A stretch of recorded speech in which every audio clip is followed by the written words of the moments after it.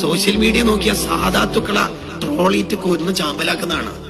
എന്റെ പ്രിയപ്പെട്ട മോമിനിങ്ങൾ, അമ്മക്ക് മോമിനായിട്ട് മരിക്കേണ്ടതാണ്. നമ്മൾ ആരുടെയും ബൂട്ടിന്റെ അടിയിൽ തല പണയം വെക്കാനുള്ളവരല്ല.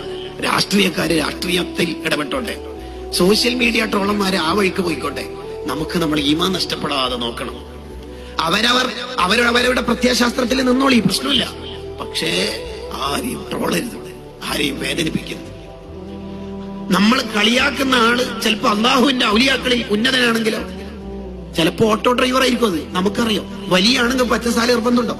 ഇല്ല. വേഷങ്ങളൊന്നുമല്ല. ഒരാൾക്ക് യൻളുറു ഖുലൂബിഹിം. പക്ഷെ ആരെയും കളിയാക്കരുത്. ഒരു നായനെ കണ്ടാലും നമ്മൾ എന്താ ചിന്തിക്കേണ്ടത്? ഈ നായ ഏതായാലും നരകത്തിൽ പോകില്ലെന്ന് ഉറപ്പാണല്ലോ. നമുക്ക് ആ ഉറപ്പുണ്ടോ? ഉണ്ടോ? ഇല്ല. ഒരു പ്രായമുള്ള ആളെ കണ്ടാൽ നമ്മൾ എന്താ കരുതേണ്ടത്? ഇയാളെത്ര ഈ ഭാഗത്ത് ഞാൻ ചെയ്തിട്ടില്ലല്ലോ എന്ന് ചിന്തിക്കണം. ഒരു ചെറുപ്പക്കാരനെ, ചെറിയ കുട്ടിനെ